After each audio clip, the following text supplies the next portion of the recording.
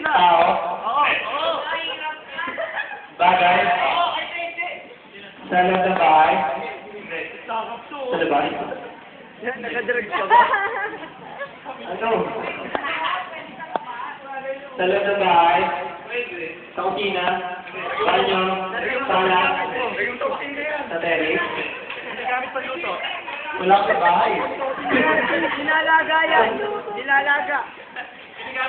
Pansit. Ginagamit ng tao? Ginagamit. O yun. Tatawan? Oo.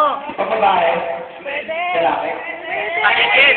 Pakit-jet. Pagbabae? Pwede. Make-up? Hindi. Make-up pa pwede. Ang sasagot. Ba't ba lang yun ang gugulo? Ginagamit ni Cooking. Pagbabae? Hindi, pwede. Maingay. Ngayon. Pambabae. Inisip mo naman si Tonet, ha? Meron kanyang ngayon. Pwede nga, pwede yun. Panlalaki, pwede rin. Pwede. Kinela?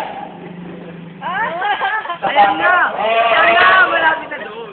Ay, no. Brand ng sapato? Oo. Oo. Brad. Oh, Brad yan, Brad. Kinela, sapatos, sandal. Oo. Uy, sayang. Oo, magkakamag-anak yun. T-shirt. Hindi, minsan lang nila yun.